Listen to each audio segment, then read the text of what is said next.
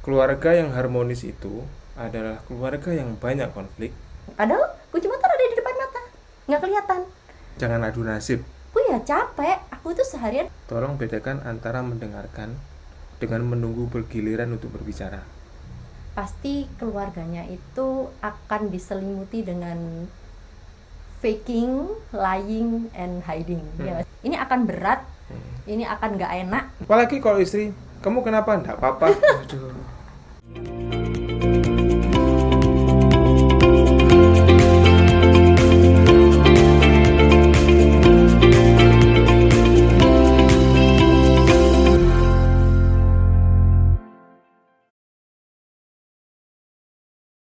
Assalamualaikum warahmatullahi wabarakatuh. Waalaikumsalam warahmatullahi. Berjumpa kembali dengan apa nih? Podcast apa vlog ya? Podcast. Podcast ya, ala podcast Keluarga Wuri. Sebelumnya sudah pernah bikin, cuman kita vakum lama banget karena ya memang masih mut-mutan ya, lagi pengen gitu.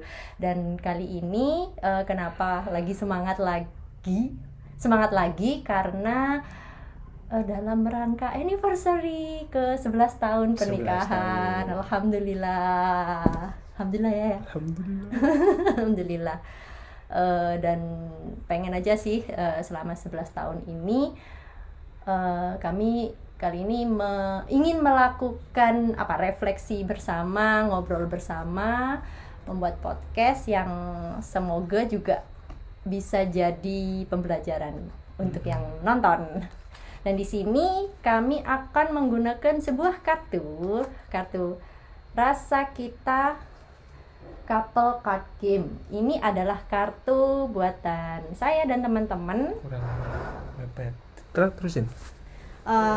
Kartu ini untuk pasangan, jadi akan membantu kita untuk membuka obrolan yang seru dan tentunya bermakna ya untuk pasangan. Jadi ini kita akan coba kita mainkan bersendiri dengan pasanganku di momen 11 tahun anniversary ini. Aku sebenarnya juga nggak tahu ya isinya, nggak tahu keseluruhan secara detail karena ini sebenarnya ada 3 card itu ya, untuk pasangan, untuk keluarga, sama untuk anak-anak. Dan bagianku itu almost semuanya yang anak-anak. Jadi yang ini itu bagian tim yang lain. Jadi sekarang akan dicoba. Ada 2 card warna hijau. Ini apa nih? Cardnya ada 2 warna. Satunya warna pink dan hijau. Yang pink. Hijau. Ya, ini yang pink. Ini yang pink. Yang pink ini adalah kartu untuk istri. Yang ambil istri dan pertanyaannya dijawab oleh suami dan sebaliknya. Yang hijau akan diambil oleh suami dan dijawab oleh istri. Oke, sekarang siapa dulu nih? Mungkin sebelum lanjut ya, ini kan dalam rangka anniversary ini kita pengen coba berbagi. Sebenarnya keluarga itu tidak melulu tentang kehidupan sehari-hari ya. Tapi kan ada kayak proses dimana kita harus recharge kembali keluarga gitu. Nah, permainan ini itu salah satu tujuannya itu adalah recharge kembali tentang keharmonisan suami dengan istri. Ya bisa kita bayangkan kan kalau suami istri itu, apalagi kalau sudah bertahun-tahun ya, itu kan pasti sibuk dengan tugasnya masing-masing. Yang ibunya itu mungkin fokus mengurus rumah dan mengurus anak-anak, sedangkan yang laki-laki itu fokus untuk mencari nafkah.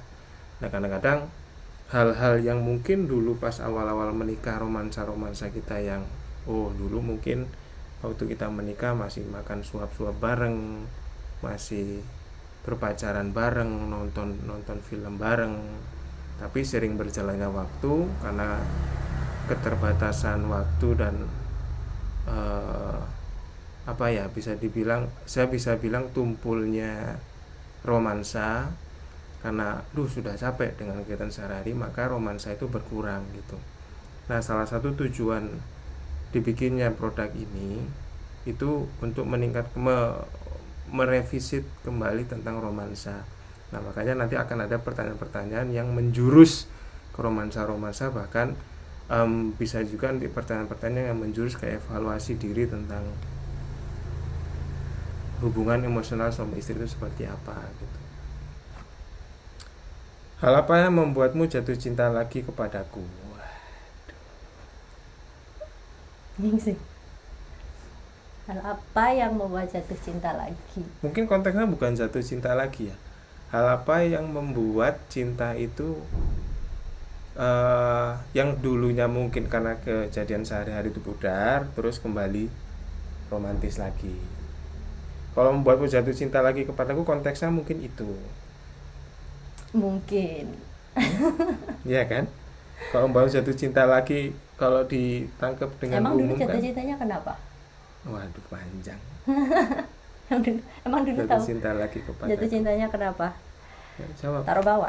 Oh ya, ntar aja setelah dijawab. Oke, apa yang membuat jatuh cinta lagi? Berat ya pertanyaannya ternyata. Selama menikah, kata-kata jatuh cinta itu saya redefinisi lagi gitu, lebih suka dengan membangun cinta gitu, karena setelah kita menikah memang cinta itu harus dipertahankan dan dibangun lagi, ibaratnya bangunan itu agar dia itu semakin kokoh, semakin kuat, semakin besar. Itu kenapa saya lebih suka kata-kata membangun cinta daripada jatuh cinta lagi. Oke, saya akan coba menjawab. Mikir bentar ya. Apa yang membuat jatuh cinta lagi adalah how you treat me. Itu sih, bagaimana suami memperlakukan saya, itu yang membuat saya merasa bersyukur mendapatkan pasangan seperti beliau. Bagaimana hari demi hari, lalu tentunya ini ya, tabungan kenangan demi kenangan, momen-momen yang kami jalani, kami lalui dari hari ke hari, walaupun itu nggak selalu senang, ada sedih, ada naik turun, terutama justru ketika menghadapi konflik, ya kan, pasti akan mengena sekali gitu, bagaimana suami saya itu menangani sebuah konflik dalam rumah tangga, apalagi itu ketika antara saya dan dia. Jadi itu jawabannya. Oke. Lanjut. Pertanyaannya, perlakuan seperti apa yang kamu harapkan dariku saat kamu marah atau bad mood? Saat marah atau bad mood? Prinsipnya tuh gini kalau saya ya. Jangan mengambil keputusan apapun, jangan berdiskusi, jangan mengutarakan sesuatu di saat emosi itu sedang tidak baik-baik saja. Makanya dari selama perjalanan pernikahan itu ternyata nemu pola-pola sebenarnya penanganan yang baik di saat saya atau mungkin anggota keluarga lain itu punya masalah tertentu di bagian emosi, mungkin emosinya sedang tidak stabil. Yaitu adalah poinnya itu adalah diam. Jadi kan pertanyaannya adalah perlakuan seperti apa yang kamu harapkan dariku, dari istri saat saya marah atau bad mood. Bad mood itu pasti banyak halnya kan, yang mungkin lebih ke bagian istri tidak tahu menahu tentang kondisi saya saat itu. Misalnya saya habis bekerja gitu kan, setelah bekerja mungkin mood after worknya saya itu jelek gitu. Nah, istri tidak tahu menahu tentang itu, karena yang istri tahu suami sudah selesai bekerja gitu kan. Tapi yang tahu bahwa saya itu bad mood adalah diri saya sendiri. Makanya yang saya terapkan di keluarga ini adalah di saat kalau istri bertanya atau anak bertanya dan saya itu diam tidak menjawab, berarti itu saya sedang tidak baik-baik saja. Itu teknis yang paling mudah menurut saya. Ya contoh itu tadi, misalnya saya setelah selesai bekerja, istri bertanya, reaksi yang akan saya lakukan kalau saya bad mood, saya akan diam. Di saat saya diam, itu saya memberikan pesan ke istri dan ke anak bahwa jangan diganggu dulu, kasih saya waktu. Dan itu adalah, menurut saya, itulah teknis yang paling efektif, dan itu sudah berlaku di sini. Jadi perlakuan yang paling baik itu adalah kalau saya sedang bad mood atau marah, stay away, jauh dulu gitu, kasih waktu. Karena diam itu lebih efektif daripada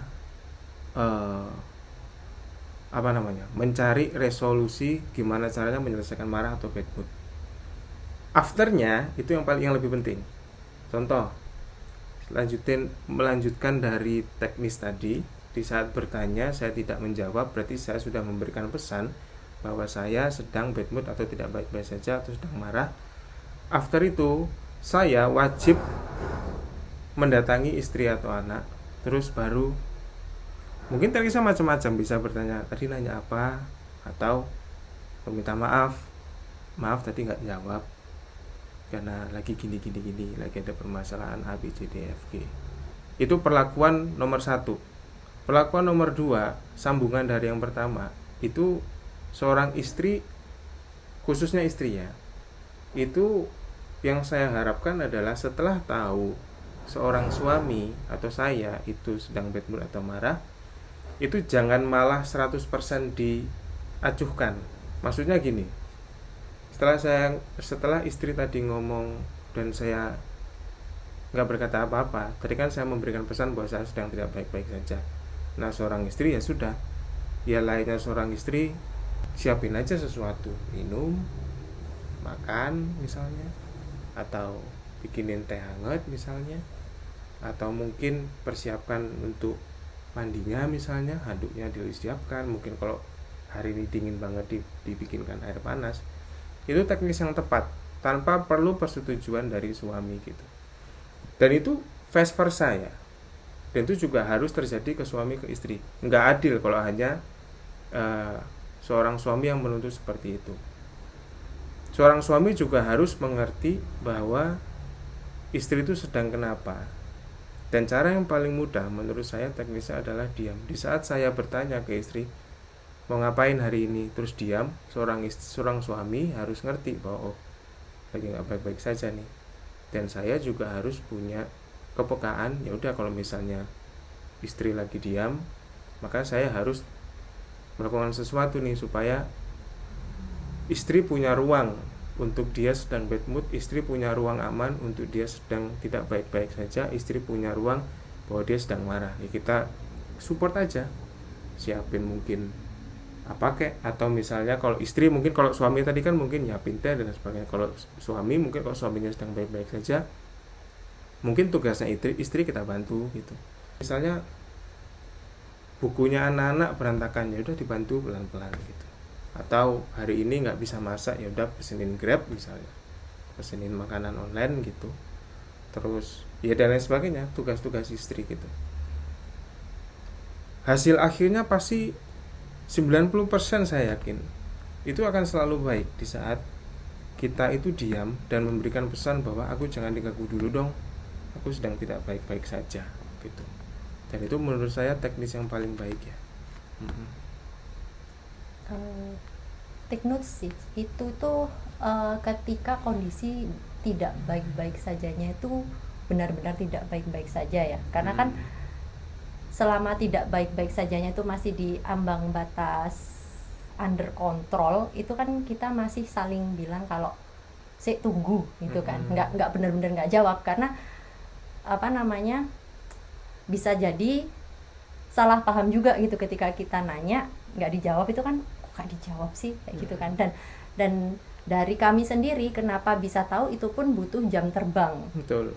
Nah itu tadi yang harus dicatat, itu adalah jam terbang, sehingga tadi ketika saya tanya, suami diam, saya bisa tahu. Nah itu tuh kan melalui perjalanan kita ya 11 tahun ini gitu, sehingga saya tahu dari tentunya gestur tubuh, dari raut muka ataupun dari ya kelihatan lah itu kan ya, karena komunikasi yang utama satu adalah intonasi dan gestur tubuh itu tadi. Jadi kalau saya tahu suami nggak jawab itu karena dia sedang bad mood, itu juga harus di take notes, butuh jam terbang, dan itu sudah menjadi kesepakatan kita gitu. Kita harus tahu dan harus bisa saling memposisikan gitu. Khawatirnya soalnya kalau ada yang nonton ya kan baru nikah gitu kan, langsung diem gitu, langsung nggak semua orang bisa paham itu. Di balik itu semua kita juga melalui tahap-tahap obrolan-obrolan yang deep talk gitu untuk bisa saling tahu di tahap itu. Ketika suami atau suami sedang diam atau marah karena bad mood, itu harus mundur dan ya udah nggak usah ngotot, nggak usah baper bahwa kok aku nggak dijawab. Nah itu butuh jam terbang. Ada case khusus misalnya. Gimana kalau yang bikin bad mood istrinya atau suaminya? Nah, itu case khusus ya. Tapi nggak tahu gitu ya? Tapi nggak tahu. Ya, tapi lawan pasangannya nggak tahu gitu, bukan? Iya, pasangannya tidak tahu. Misalnya saya bad mood disebabkan oleh istri gitu kan. Tapi istrinya nggak tahu. Tapi istrinya nggak tahu. Contohnya gitu kan. apa?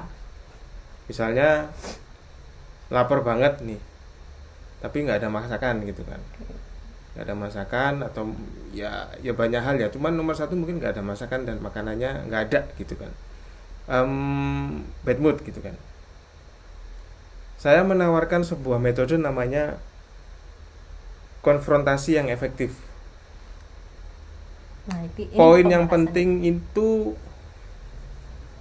gini. Ini ya bukan hanya tentang bad mood ya. Tapi ini memang adalah hal kunci utama di keluarga kami gitu. Bahwa effective confrontation ya bahasanya, itu effective confrontation, konfrontasi yang sangat efektif. penting. Agak mundur sedikit, mungkin teman-teman bisa jawab sendiri ya.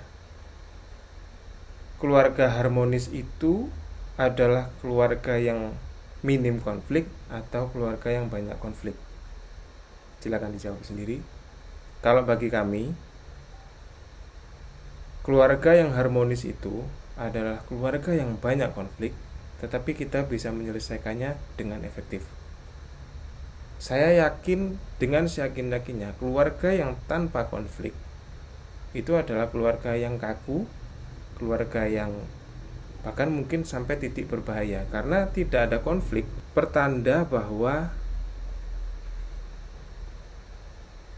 komunikasi personnya, suami atau istri, itu ignore, sudah mulai ignore atau masa bodoh namanya. Aduh, masa bodoh lah istri saya kayak gini, atau yang istri juga bilang masa bodoh lah suami saya kayak gitu. Akhirnya tidak ada konfrontasi. Apa kabar hari ini? Salah baik. satunya menahan. Loh iya. Satunya ignore, ada juga mungkin satunya karena kebanyakan memendam, nggak bisa ngeluarin. Lebih itu juga ignore kan ya.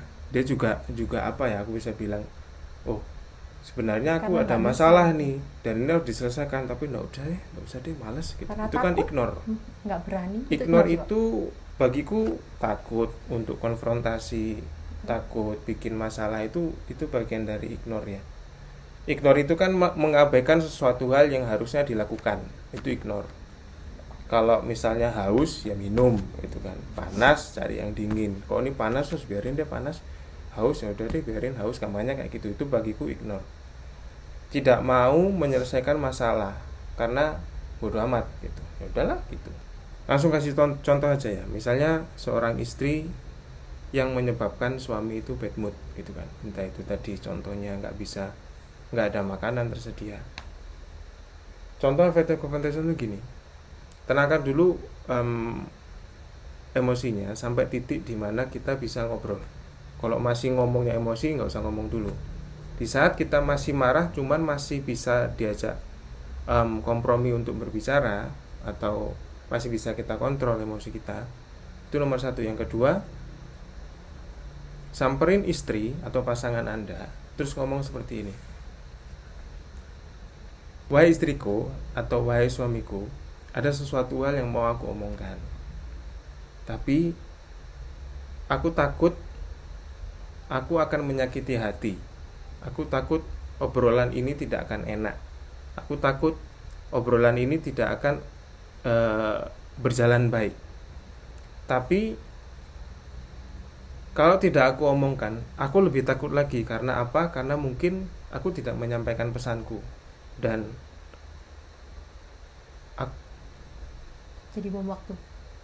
jadi bom waktu, dan ini lebih penting daripada rasa takutku gitu. Jadi aku harus ngomongin ini.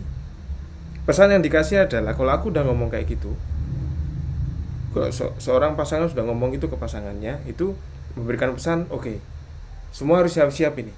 Semua harus siap-siap bahwa ada sesuatu hal yang penting yang akan diomongkan. Di saat sudah diomongkan seperti itu dan pasangannya juga merasa oke, ada apa nih gitu. Akhirnya mentalnya sudah siap. Ini mental state-nya disiapkan di Mental awal state-nya bahwa sudah siap. yang akan diobrolkan itu adalah sesuatu yang pasti ini akan berat, ini akan nggak enak gitu ya. Ini akan ya mungkin kita akan nangis-nangis bareng atau marah atau ya ini pasti nggak enak, tapi harus kita lewati gitu. Itu yang pasti selalu kita lakukan ya. Jadi dari awal udah siap perang. Sudah siap perang. Nah, setelah sudah diomong gitu baru kita omongkan. Mohon maaf, aku kecewa sama kamu. Misalnya gitu ya. Karena saat ini aku beneran lapar, tapi nggak ada masakan sama sekali. Dan aku beneran nggak punya energi untuk beli makan sendiri. Aku butuh makanan itu.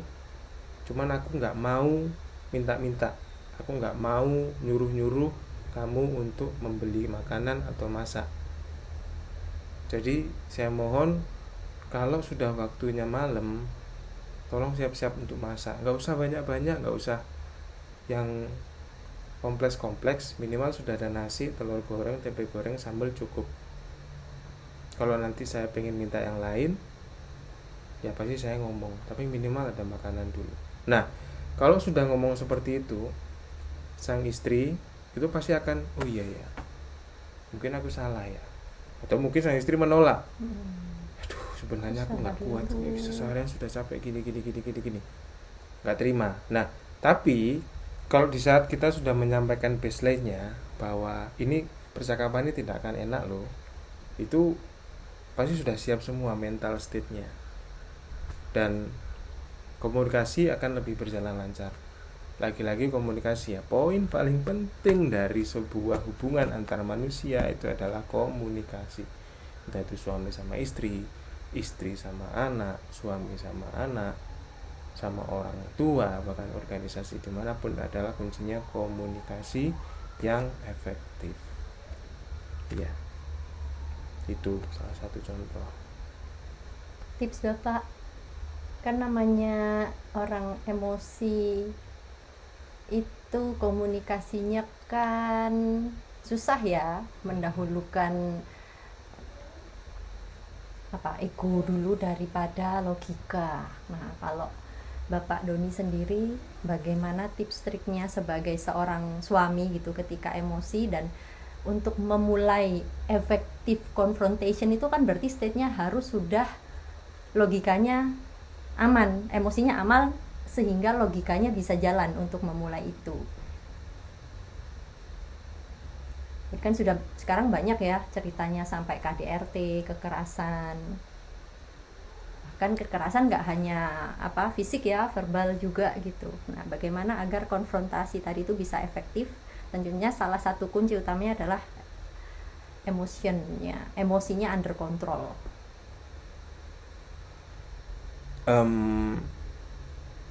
Konflik ini harus dilewati, entah apapun itu hasilnya.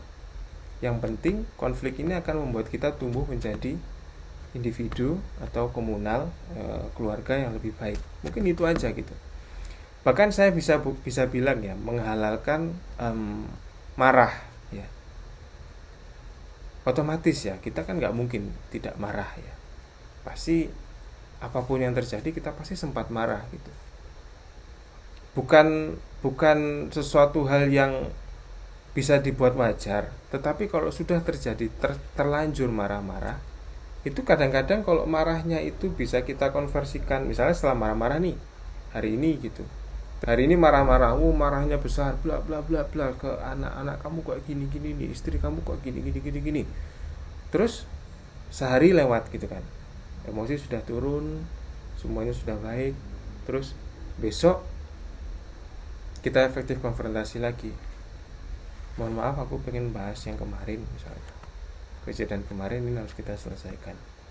Udah, dari situ kalau kita niat kita ada terus belajar, pasti nanti aku mohon maaf ya kemarin aku marah-marah karena aku yang mungkin emosi gini. Mungkin istri sebagai perempuan yang mungkin lebih perasaan langsung mungkin kan nangis gitu. Aku nggak terima malah dibilang gini. Seorang suami yang mendengar istri sedang struggling juga, pasti suaminya juga merasa, oh aku jahat ya kemarin ya. Dan yang terjadi apa? Bisa jadi kita lebih reka. Karena apa? Efek setelah marah itu tadi kita selesaikan dengan cara yang lebih baik lagi di hari esoknya. Makanya saya tadi bilang halal ya, walaupun tidak boleh dibuat wajar. Kalau sudah terjadi, resolusi konfliknya gimana gitu. Nah, salah satunya adalah itu tadi. Dan itu terjadi berkali-kali di kami gitu. Saya ingat waktu dulu tuh paling sering momen di Jakarta, waktu kami masih merantau di Jakarta. Saya pernah punya mindset seperti ini. Kalau 1 minggu atau 2 minggu itu kami nggak pernah tengkar, ini lagi boring ini. Kehidupan kemesraan kami lagi boring. Karena apa? Karena saya menemukan pola di saat ada konflik dan mungkin itu kita marah-marah, saling mengeluarkan emosi, nangis dan lain sebagainya. After that, setelah itu entah itu besoknya, entah itu malamnya, entah itu beberapa waktu kemudian, itu kita jadi romantis lagi gitu. Itu kita jadi ayo makan apa yuk keluar, ayo nonton apa yuk gitu. Dan itu pola yang saya dapatkan. Jadi kenapa pernikahan itu sesuatu hal yang susah? Karena memang tidak ada if else-nya kalau kita orang programmer ya. Tidak ada logik yang pas gitu. Kan nggak ada if else-nya banyak. Ya, if else sangat banyak, if else dan gitu. If sangat banyak gitu. Makanya satu hal yang pasti paling ya menurut saya di keluarga itu jangan berhenti belajar. Oh, itu paling penting gitu. Sama-sama belajar. Pokoknya belajar. Gimana itu effective confrontation, gimana cara mendengar itu juga belajar loh. Gimana caranya memberikan feedback yang baik ke istri, ke anak, gimana caranya jadi seorang bapak yang memberikan orang tua yang memberikan ruang untuk anaknya tumbuh, suami yang memberikan ruang untuk istrinya sedang mengalami masalah, sedang mengalami kesusahan, gimana seorang istri yang memberikan suami ruang untuk dia juga lagi bermasalah, lagi struggling gitu. Itu semua belajar gitu. Dan tidak ada buku yang pas. Ya udah ini satu buku untuk pernikahan sama 50 tahun, enggak ada. Terus belajar gitu. Gimana caranya? Oh, kalau anak yang seperti ini gimana cara menanganinya? Kalau anak yang seperti ini gimana menanganinya? Istri itu kayak gini gimana menanganinya gitu. Ya, jadi yang paling penting jangan berhenti belajar sih. Tips and tricks agar emosinya stabil dulu sebagai seseorang yang sedang bad mood atau marah. Ya itu tadi, nggak bisa, nggak diam bisa. Dulu itu. Diam dulu pasti, cuman apa bahasanya itu biasanya how to make up your mind before you melakukan tadi effective confrontation sama pasangan gitu. Karena itu kalau tadi benar nggak di make up itu kalau hubungannya tidak sekompleks suami istri ke anak, itu akan gampang. Kalau suami istri. Nah, makanya suami istri jawaban yang paling bisa saya gambarkan tidak ada hal yang pasti ya. Contoh aja misalnya, hari ini saya bad mood masalah kerja, atau hari ini saya bad mood karena di rumah ada sesuatu gitu kan. Gimana caranya saya menyampaikan bahwa ini ada masalah tanpa emosi gitu. Nggak bisa dengan satu cara gitu. Ya mungkin hari ini bisa dengan diam gitu. Atau mungkin besok bisa kita sampaikan, nggak tahu, mungkin teknisnya nulis, kirim chat. Istri pernah gitu kan, kecewa sama saya karena ada chat gitu. Buka-buka chat saya, guyonan sama teman-teman dibaca, marah kan. teman bingung mau menyampaikan seperti apa, akhirnya ngechat panjang Ya, itu salah sen satu gitu. cara. Ini salah satu cara, makanya tidak ada yang pasti gitu, karena hubungannya sudah sangat dekat gitu. Jadi nggak bisa tak jawab dengan yang pasti ya, karena Kalau ke karena aku susah. aja deh, kalau ke aku. Ya itu tadi, bisa jadi aku harus diam dulu, bisa jadi tahu-tahu diam aja selesai masalahnya, terus ya udah nggak emosi lagi gitu. Em, Walaupun ya itu tadi ya, tidak semua masalah itu diomongkan itu juga penting gitu. Jadi Susahnya ada kan di catatan situ. lagi ya. Ada dong. Tidak semua masalah juga harus tidak semua masalah harus dilakukan konfrontasi juga berarti kan. Jam terbang lagi. Bentar apa lagi? Misalnya baju, saya butuh baju warna hitam, tempatnya di situ. Hari ini nggak ada. Ya udah, coba ditunggu aja dulu. Jangan dikit-dikit baju hitam nggak ada, ngamuk. Terus 1 jam kemudian nyari ini nggak ada, ngamuk lagi, marah lagi. Bisa jadi ya udah dibiarin dulu. Mungkin konfrontasinya akan kita lakukan di saat oh baju hitam nggak ada, terus ngomong, bunda ini bajunya kok nggak ada ya, oh ya dicariin. Besoknya nggak ada lagi, bunda ini bajunya kok nggak ada, kemarin nggak ada lagi, oh iya ya gini. Terus berjalan seminggu, ini kelihatannya wajib diomongin deh, baru diomongin, bunda aku mau ngomong, mungkin mohon maaf dulu, ini omongannya nanti mungkin akan nggak enak, tapi pengen aku omongkan, aku butuh baju hitam. Nah misalnya gitu, aku butuh baju hitam di sini, bisa nggak fokusnya agak diarahkan ke sana tiap harinya supaya aku nggak kebingungan nyari baju hitam. Ya udah, oh gitu dah, ternyata penting. Nah kan kadang-kadang pasangan nggak ngerti, oh ini penting tuh buat pasangan kita gitu. Beda ini ya, apa namanya, point of view gitu. Bisa jadi bagi istri ini, kenapa kita cari kasih contohnya tuh yang sederhana sepele ya mungkin, tapi sebetulnya kan dalam rumah tangga komunikasi itu justru masalah-masalah besar itu kan awalnya dari hal-hal sepele yang seperti itu, tapi nggak diselesaikan, akhirnya komunikasinya nggak sehat.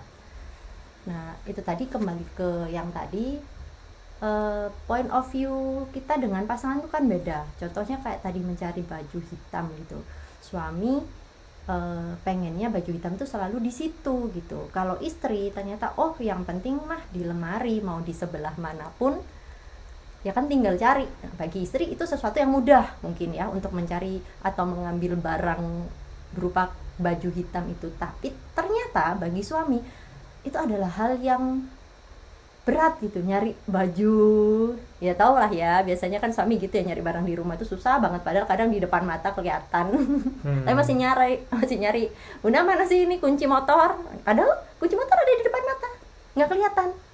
Nah hal-hal kayak gitu tuh kan harus dikomunikasikan ya, walaupun kelihatannya sepele, tapi justru dari situlah terbentuk komunikasi yang sehat, yang dimana kita bisa menyamakan point of view. Oh ternyata suamiku tuh kesusahan toh hanya sekedar nyari kaos yang bagi kita sepele banget, ternyata bagi suami itu sangat berat dan menghabiskan energi tenaga, sehingga membuat dia bad mood. Nah itu kalau udah dikomunikasikan, oh jadi tahu setiap ada kaos hitam berarti ya harus di sebelah sana, yang di pojok paling atas sebelah kanan, nggak boleh di pojok yang lain walaupun itu dalam satu lemari.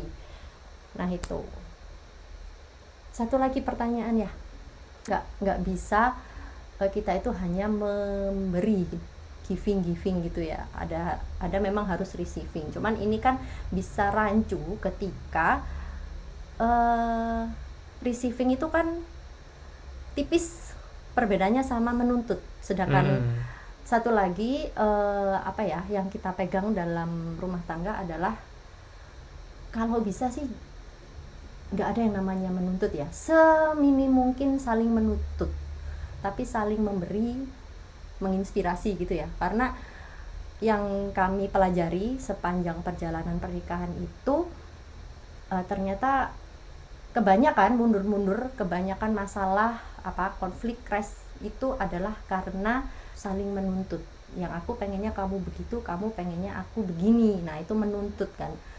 Dan ketika apa yang kita harapkan itu ternyata tidak sesuai dengan kenyataannya, apalagi tidak baik dikomunikasikannya, atau point of view yang berbeda, ini yang membuat akhirnya harapan tidak bertemu dengan kenyataan, jadinya masalah. Itu sumber awalnya menuntut, ya udah jadi masalah gitu kan. Nah, apa batasannya sehingga kita tahu tadi itu receiving yang positif dengan tadi jangan sampai saling menuntut gitu.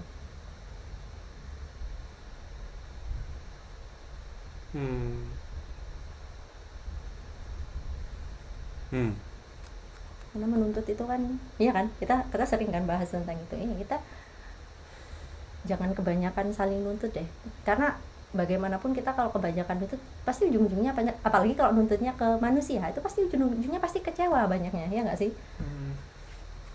Tapi kalau nggak nuntut sama sekali juga nggak bisa sebenarnya. Ya harapan ya.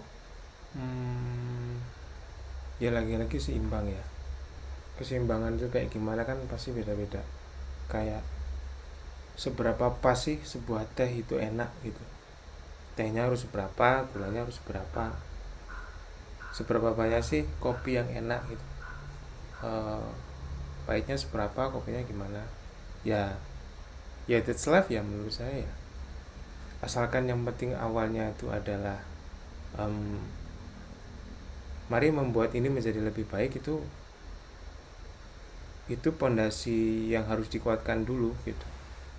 Karena kalau mindsetnya itu adalah pokoknya aku nikah itu tujuannya pengen hidup enak buat saya sendiri, ya udah salah gitu kan. Cuman kalau menikah itu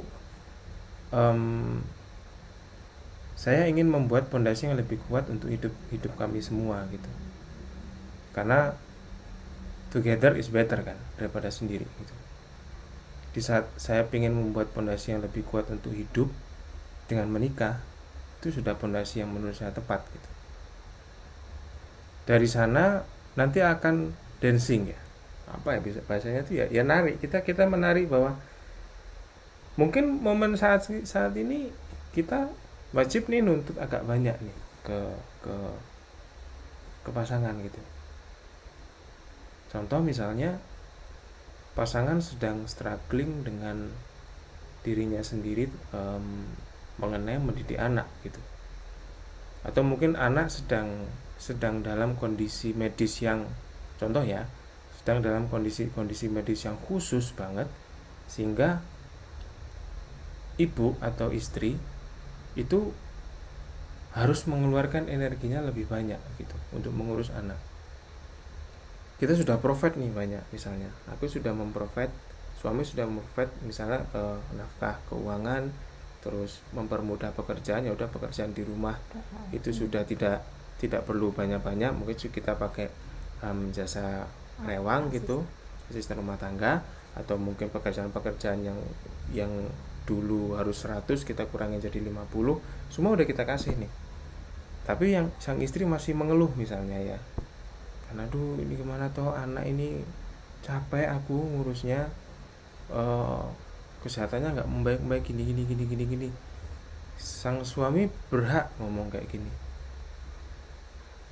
ayo dong berusaha lebih kuat lagi. Itu tuntutan kan, itu menuntut kan. Ayo dong, kita nggak boleh nyerah nih, kita harus bisa lebih kuat lagi karena ini hubungannya sama anak, nyawa anak kita gitu. Ayo berusaha lebih kuat lagi. Itu tuntutan, itu sangat jelas, itu tuntutan gitu. Tapi itu tuntutan yang menurut saya keras, tapi dalam batas yang wajar. Ada tuntutan yang mungkin tidak wajar, contohnya berarti garis bawahnya adalah tuntutan itu ada batas wajarnya. Betul, pasti ada batas wajarnya. Nah, batas wajarnya ya terus bergerak ya. Mungkin anak sedang dalam kondisi kritis, ya tuntutannya harus tinggi gitu. Cuman kalau masalahnya cuman kasur tidak beres gitu misalnya, ya nggak usah nuntut banyak-banyak lah. Ya udah pokoknya kasurnya, selama kasurnya bisa dipakai gitu, ya mungkin bantalnya tersusun rapi, selimutnya terlipat, terus tidak ada kotoran karena sudah disapu gitu, sudah cukup gitu. Jangan nuntut pokoknya kasurnya harus seperti kasur bintang 5, tapi kita nggak ngasih uang buat kasur bintang tamu, nggak tahu gimana caranya. Nah itu kan batas bawahnya kecil gitu kan. Cuman kalau batas bawahnya tinggi, itu kita berhak nuntut itu. Contoh lagi misalnya kalau suami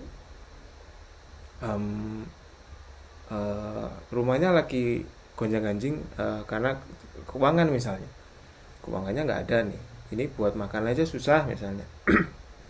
Terus sang suami sudah berusaha sekuat tenaga gini, terus menyerah, aku nyerah udah nggak bisa nih nyari duit kayak gini.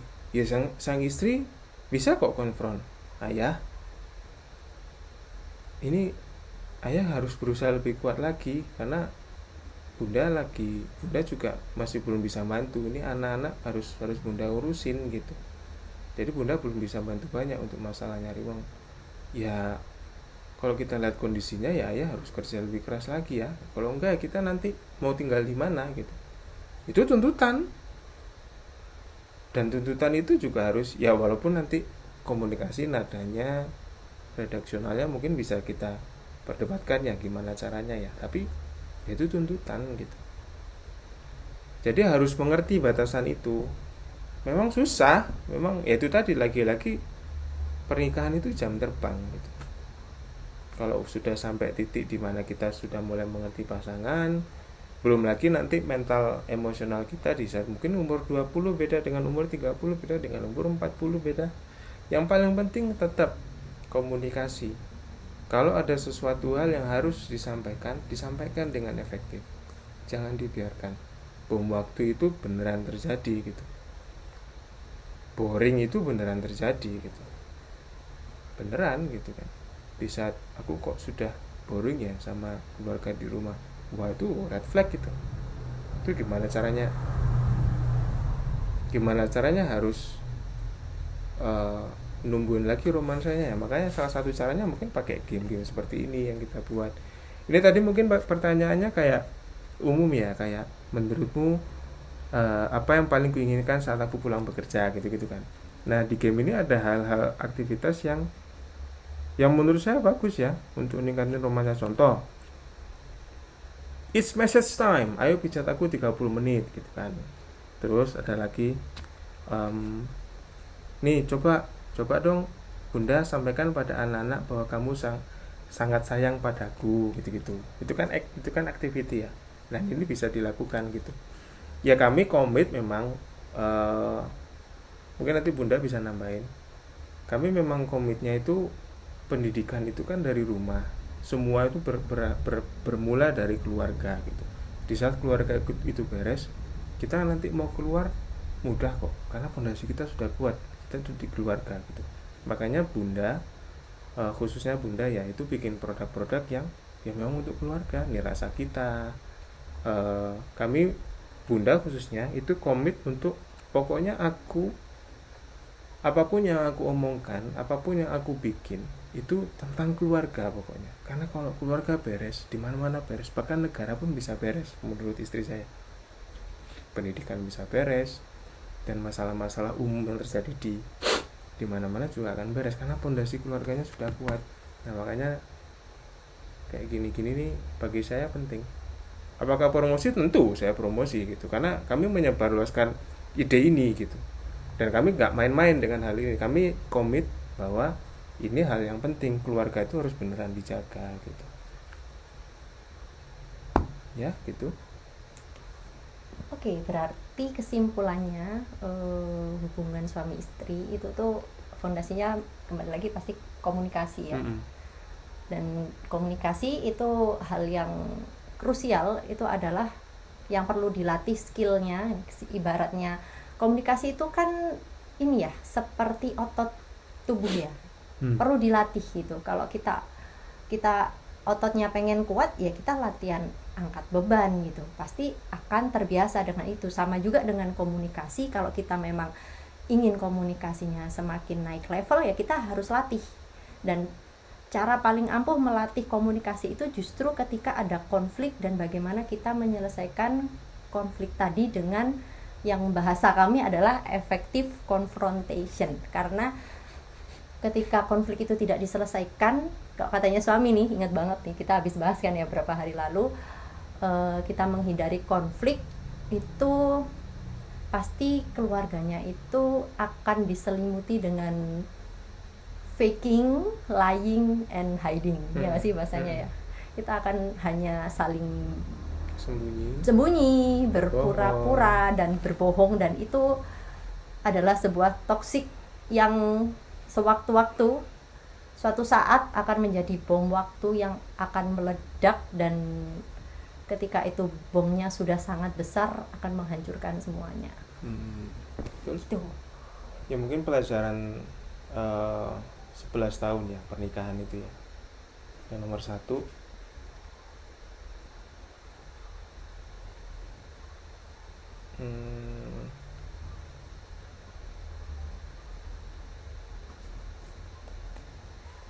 bertahan itu berat.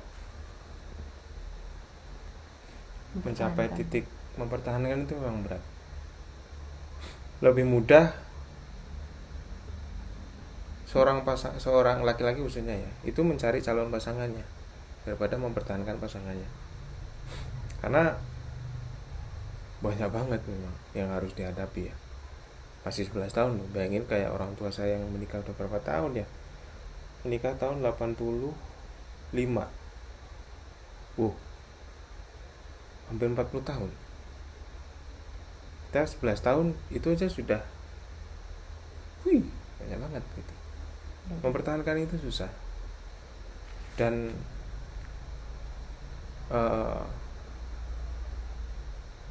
untuk bisa mempertahankan sebuah hubungan, itu yang paling penting adalah kita bisa memberikan ruang yang aman untuk kita berkomunikasi.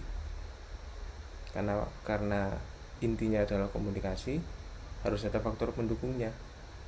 Yaitu apa? Kita memberikan ruang yang aman di saat saya menyampaikan sesuatu ke istri juga menyampaikan sesuatu ke suami. Kalau sudah tidak ada ruang aman itu, terjadilah ignore tadi. Enggak mau nanti aku ngomong disalahin lagi, nanti aku ngomong salah-salah lagi gitu. Maka ciptakan ruang aman itu di keluarga. Maka keluarga itu akan secara naluriah menyampaikan apa masalahnya, apa keinginannya, apa yang ia butuhkan gitu. Bikin ruang itu, safe space. Bikin safe space itu, ruang aman itu. Kalau tidak ada ruang aman itu, mau ngomong aja takut salah.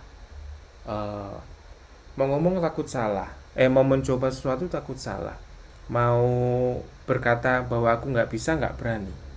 Berkata bahwa aku melakukan kesalahan, nggak berani. Berkata aku butuh bantuan, nggak berani. Berkata aku capek, nggak berani.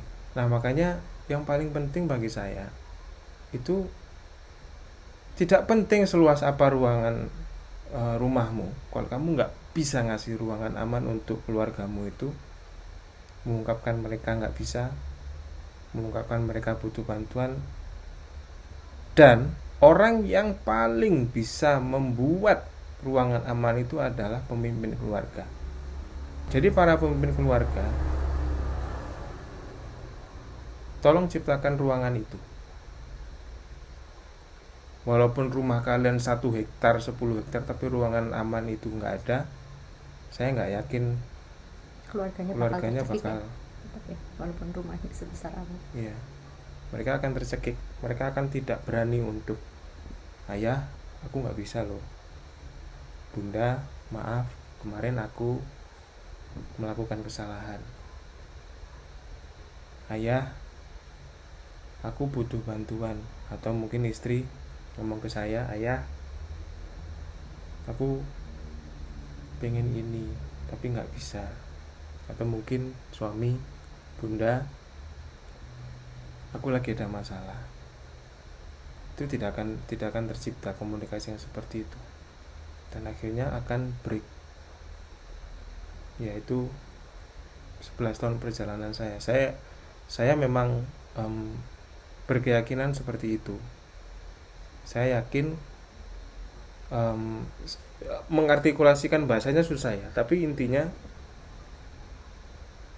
saya yakin orang itu, setiap manusia itu akan menjadi versi terbaik dirinya di saat dia berada di lingkungan yang aman.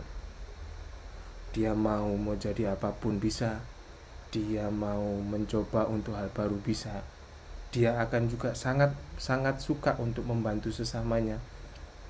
Caranya cuma satu, dia harus berada di lingkungan yang aman, di zona yang aman, psychological safety, bahkan environmental safety. Dan orang itu baru akan menjadi dirinya sendiri dan versi terbaik dirinya. Itu yang saya percayai. Makanya yang saya percaya itu saya terapkan di kehidupan saya dimanapun gitu. Kalau orang-orang itu sudah merasa aman, orang-orang itu akan menjadi versi terbaik dirinya sendiri. Dan tugas saya di keluarga khususnya menciptakan ruang aman itu, aman secara psikologis, aman secara fisik, rumah dan lain sebagainya, aman secara finansial, apapun itu yang memberikan rasa aman.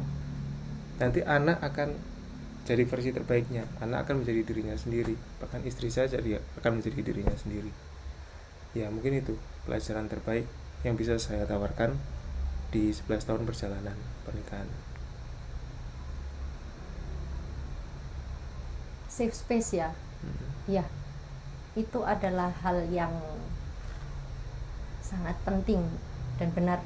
Ya sepakat sekali dengan yang suami saya bilang bahwa ketika ada safe space sehingga kita dengan nyamannya, ya walaupun dalam kondisi tidak nyaman gitu, kita akan bisa mencari celah atau cara untuk menyampaikan ketidaknyamanan kita gitu. Mungkin saya nambahin di contoh ya, maksudnya contoh safe space itu seperti apa. Kadang tuh pasangan tidak merasa aman ketika mau mengeluh. Misalkan aku pengen ngeluh nih, aku capek gitu. Nah, safe space di sini maksudnya adalah ketika salah satu pasangan mengatakan aku lagi capek dengan kondisi sekarang ini. Nah, pada umumnya gitu, kalau lagi tidak ada ruang aman ini, pasangan akan saling menimpali gitu kan ya. Nggak terima tuh gitu, nggak terima. Dan pasangan satunya akan bilang, aku ya capek, aku tuh seharian seperti ini. Nah, akhirnya kan di situ nggak ada ruang aman gitu. Pasangan yang pertama mengatakan capek, berarti aku nih salah nih bilang capek gitu. Dia malah nuntut balik lagi bahwa dia juga capek melakukan ini. Nah, di sini berarti yang bekerja adalah ego masing-masing untuk menuntut dihargai, menuntut untuk diberi tadi. Nah, ini juga salah satu contoh menuntut yang tidak sehat ya. Jadi pasangan yang pertama tadi kan jadinya untuk besok-besok lagi aku mau ngeluh ke pasanganku, ya opo gimana, wong aku ngeluh dibales lagi sama dia ngeluh gitu. Nah, ini tadi juga caranya bagaimana ya, tadi dancing bersama gitu ya, harus bisa saling, oh pasanganku nih sekarang yang lagi ini, ya tahan gitu, jangan malah ditimpali, aku ini dari tadi ini loh gini loh, aku ya gini, jangan saling saingan si paling gitu. Kalau kata teman jangan adu nasib. Adu nasib ya, itu adu nasib namanya. Betul itu. Aku punya masalah, loh aku juga punya masalah, itu namanya adu nasib. Itu adalah salah satu contoh di mana dalam keluarga itu tidak terbentuk yang namanya safe space. Nah, bagaimana ketika ada satu pasangan sudah bicara capek, yang satunya ya oke, walaupun dia sedang capek berarti harus bisa memposisikan dulu nih, tahan dulu nih, karena bagaimanapun yang namanya kebutuhan perasaan ya, kita manusia yang berperasaan, dan perasaan itu adalah something matters banget, fitrah ya, itu fitrah gitu ya. Logika tuh nggak akan jalan ketika perasaan itu nggak diterima. Jadi bagaimanapun seseorang yang sedang berbicara, dia hanya ingin perasaannya diterima dulu gitu. Ya udah, terima dulu gitu. Nanti kan bisa gantian. Nah, ini juga butuh belajar lagi, jam terbang lagi. Ini ada contoh lain ya, atau mau menambah ini terkait kayak gitu kan sering ya, karena salah satu banyak sekali masalah dalam pernikahan tuh seperti itu. Jadi kan pertengkaran besarnya tuh berawal dari adu nasib, nggak mau kalah. Ada ilmu yang menarik tentang mendengarkan. Tolong bedakan antara, di saat ada orang berbicara, tolong bedakan antara mendengarkan dengan menunggu bergiliran untuk berbicara. Itu beda. Nah, salah satu contoh yang diberikan tadi itu kan menunggu giliran untuk berbicara. Saya capek gini. Capek ya aku bodoh, aku ya capek gitu kan. Itu kan menunggu giliran untuk berbicara. Bagi saya, goal dari mendengarkan itu adalah bukan menerima informasi yang diberikan oleh orang yang berbicara. Misalnya istri ngobrol ke saya dan saya mendengarkan. Goal yang utama itu sebenarnya yang utama ya, walaupun ya, goal berikutnya itu juga penting. Tapi yang utama itu adalah bukan saya menerima informasi yang diberikan istri saya. Goal yang paling utama adalah istri harus merasa didengarkan. Itu goal dari mendengarkan.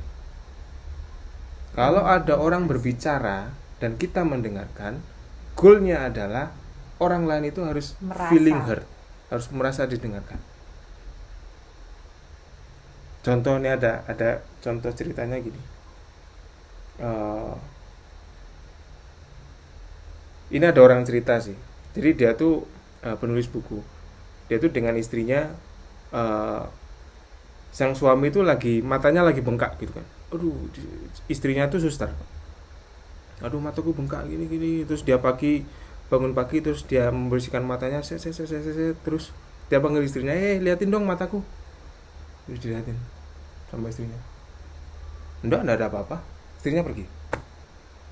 Langsung pergi set gitu. Enggak ada apa-apa, terus istrinya pergi. Terus sang suami loh, kok gitu doang gitu. Padahal aku masih sakit gini. Terus akhirnya pas dibersihin udah hilang matanya, terus sang suami nanya. Hilang matanya, hilang. Sudah hilang sakitnya gitu kan. Terus dia nyamperin ke istrinya, kamu kok pergi sih? Loh, kan memang nggak ada apa-apa di matamu. Boyo kamu tuh ada di sini, mbok dengerin, nemenin aku gitu loh. Mbok dengerin aku lagi kesusahan, mataku lagi kayak gini. Poinnya tuh didengar. Ya benar memang tidak ada apa-apa di matanya. Cuma yang dibutuhkan si suami itu adalah kamu mbok di sini yo, kan temenin aku, terus dengerin aku, mataku tuh lagi sakit gitu. Dan itu juga poin yang tadi yang dibahas tadi. Aku punya masalah gini. Orang yang ngomong belum tentu nyari solusi loh dari masalahnya. Bisa jadi yang ngomong itu cuma butuh didengerin gitu. Kita nggak perlu repot-repot pusing. Yang penting kita ya udah ada masalah apa gitu. Didengar. Gini terusin. Coba lanjut. Terus kenapa? Terus gimana?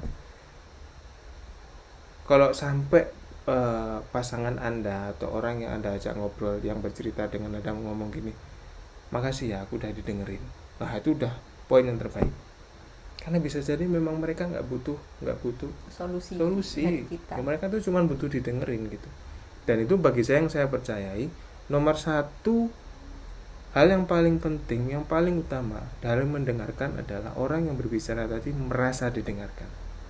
Bukan nyari solusinya. Nyari solusinya mungkin penting nanti poin nomor 2 atau 3 atau sebagainya. Cuma nomor 1, orang yang ngomong harus merasa didengarkan. Nah, itu juga tips komunikasi kita ya. Itu tadi. Makanya kadang kan apa sih tuh yang contohnya ini loh, orang ketika kita ketemu orang gitu ya. Terus kita ngajak bicara, tapi dia sambil pegang HP, handphone gini. Gimana sih tuh ceritanya, lupa. Bedakan yang mana ini? Itu loh lupa. Yang siapa? Simon Sinek yang kasih contoh itu loh. Apa sih? Ada orang kita ngajak ngobrol tapi dia sampai pegang HP gini. Bedakan dengan dia. Benar. Nah, itu kan fokus ke orang yang berbicara. Itu harus sederhana. Misalnya siapa? Contoh pasangan gitu kan datang terus. Ya aku mau cerita dong. Ya, cerita apa? Aku gini. Aku udah pesan, kemana lagi? Bandingin cara kayak gitu, pakai HP sama aku punya masalah. Ya, mau cerita apa? Itu beda sekali. Rasanya dari awal itu sudah sangat beda bagi orang yang ingin mengungkapkan. Nah, itu juga salah satu contoh secara keseharian safe space. Nggak harus contohnya gini aja. Udah, orangnya nggak perlu sama pegang HP. Kita bilang aku mau bicara, tapi dia teknisnya gini aja juga nggak bisa yang kita lakukan. Ini teknis pegang. Ya. Misalnya, aku mau bicara. Ya, bicara apa? Tapi ini masih kamu pegang. Masih dipegang. Atau gini, aku mau bicara terus HP-nya diletakkan di sini. ya bicara apa, itu sama aja. Atau dibalik ini, itu nggak mengurangi kesopanan. Jauhin, buang HP-mu jauh-jauh, jangan sampai kelihatan. Terus baru ya ada masalah apa. Itu kan komunikasi penting juga. Listening nomor satu. Kita di dunia profesional bahkan itu sangat banyak cara pelatihan untuk bagaimana berbicara dengan bagaimana berbicara yang baik, bagaimana menjadi public speaker yang keren dan lain sebagainya. Tapi saya belum menemukan ada bagaimana jadi pendengar yang baik. Itu kalau mungkin teman-teman ada yang mau bikin, silakan saya bantu. Bagaimana cara menjadi pendengar yang baik, pelatihannya seperti apa, nanti saya urun rembuk. Ya, mungkin itu sih. Kunci utama komunikasi itu adalah yang pertama mendengar ya. Mendengar. Bahkan ada ngomong kayak gini, mendengarkan itu bukan menerima informasi yang disampaikan, tapi mendengarkan itu adalah mengetahui informasi yang tidak disampaikan. Nah, berat lagi itu. Berat lagi itu. Menerima informasi yang tidak disampaikan itu. Itu harus itu teknis mendengarkan yang lebih baik lagi. Contoh misalnya seorang bawahan, Pak, saya ini ada masalah nih Pak tentang keuangan saya. Keuangan saya ini saya butuh naik gaji Pak, misalnya gitu ya. Pak, saya butuh naik gaji Pak. Lo kenapa? Ya karena menurut saya gaji saya kurang gitu. Oh ya udah, nanti saya pertimbangkan. Informasi yang didapat apa? Dia minta naik gaji. Kalau seorang pemimpin mendengarkan, listening, mungkin yang kesimpulan yang bisa diambil, oh kenapa ya orang ini minta naik gaji? Apa keluarganya sedang ada masalah ya? Atau mungkin dia sedang sakit, jadi butuh uang lebih banyak gajinya. Tapi kok dia nggak nyampaikan ya? Berempati akhirnya. Nah itu mendengarkan yang lebih baik seperti itu. Level mendengarkan yang lebih baik selanjutnya seperti itu. Sama kalau istri. Apalagi kalau istri, kamu kenapa? Nggak apa-apa. Aduh. Ya itu tuh. Gimana tuh Pak? Informasi yang didapatkan apa? Nggak apa-apa kan? Cuman listening, metode mendengarkan yang lebih baik harus ngerti nggak apa-apanya itu gimana. Gimana? Iya nggak tahu, panjang ceritanya. Loh itu justru penting. Itu adalah PR suami sejagat raya. Kira-kira kalau suami mendengar istrinya bilang kenapa nggak apa-apa atau apalagi kalau udah keluar silent treatment, diam 1000 bahasa, itu apa yang harus suami lakukan? Apakah kalau ignore atau gimana? Apa yang di dalam pikiran seorang suami? Ya laki-laki ya, tidak ada satu hal untuk semua solusi ya. Yang seingat saya yang pernah saya lakukan satu, itu kalau ngomong nggak apa-apa ya udah saya mikirin kira-kira pasti kenapa gitu ya, atau nggak apa-apa ya nggak juga nggak apa-apa ya beneran nggak apa-apa, bisa jadi nggak beneran nggak apa-apa, bisa jadi memang kenapa satu. Kalau aku merasa ya udah nih nggak apa-apa, ya udah aku akan biarin aja gitu. Tapi kalau merasa kok nggak apa-apanya aku terus apa-apa gitu, wah kan ketus kan. Bahasa tubuh ya berarti. Jadi harus dilihat, oh kayak gini mungkin ya udah deh coba. Mungkin dia butuh sesuatu tapi tidak bisa menyampaikan, atau dia harus memilih sesuatu dari puluhan pilihan. Jadi dia mau makan apa terserah. Itu kan kayak mungkin dia pengen mie, pengen nasi, pengen steak, pengen iki. Karena dia bingung jawabnya terserah gitu. Nah, jadi harus kita kadang solusinya kita pancing aja. Gimana kalau makan nasi gitu? Nasi ya. Nasi Padang. Tapi kok enak mie ya? Baru keluar kan. Jadi terserah gitu kan. Tapi kok sekarang minta nasi ya minta mie gitu. Atau mungkin caranya ya effective confrontation gitu. Di saat nggak apa-apa terus mungkin sudah lama ya dari pagi ngomong kamu kenapa nggak apa-apa, cuman sampai siang kok nggak berubah, sampai sore nggak berubah, tapi kok sampai sore terus kayak gitu sikapnya nggak berubah. Ya harus ngobrol bentar yuk, aku pengen ngomong ini cuman ya terkait sikapmu hari ini, tapi aku sampaikan ya, tapi mungkin agak menyakitin hati atau mungkin aku bakalan bakalan mengeluarkan kata-kata yang salah. Tentu ngomongnya tidak tidak sesantai ini. Oh, bisa jadi santai, bisa jadi ya. Jelas emang kelihatan serius. Bisa jadi ya itu teknis sih. Teknis kan memang lebih dinamis lagi ya. Cuman intinya sama, ya effective conference aja gitu. Atau mungkin kalau butuh waktu cepat, misalnya di mobil makan apa gitu. Udah deh gini aja ya. Saya minta tolong semuanya nggak usah ngambil keputusan. Saya tahu ini nggak enak. Kalau kalian pengen sesuatu, tapi biar aku yang mutusin. Udah, semuanya diem, aku yang mutusin. Sekarang kita makan nasi padang gitu. Udah, misalnya gitu. Seni berkomunikasi ya lagi-lagi ya. Ya. Dan itu harus dilatih. Banyak pelajaran komunikasi yang penting-penting ya. Tapi kalau mendengarkan, ya paling penting harus feeling heard, merasa didengarkan. Orang yang berbicara harus merasa didengar dulu, sehingga komunikasi bisa lanjut jalan dengan efektif, produktif, positif. Cukup ya? Udah mungkin ya, 1 jam setengah. Terima kasih sudah menonton sesi ngobrol dalam rangka anniversary kami yang ke-11. Semoga ada yang bisa diambil hikmahnya di sini. Sampai berjumpa lagi di podcast berikutnya. Emang mau bikin podcast ini masih banyak sebetulnya ya pertanyaannya. Jadi kita kan bahas ini santai aja sih. Kalau nanti ada momen lagi kita akan lanjutkan di pertanyaan-pertanyaan selanjutnya. Jadi paling nanti linknya dikasih ya di YouTube ya. Link untuk belinya mungkin. Produknya tapi tinggal terbatas tuh. Ya nggak apa-apa, minimal informasinya. Nanti ada.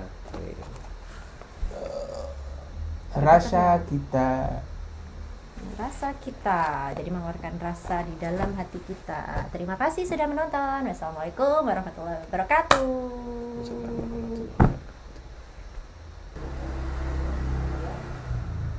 Ulang nih.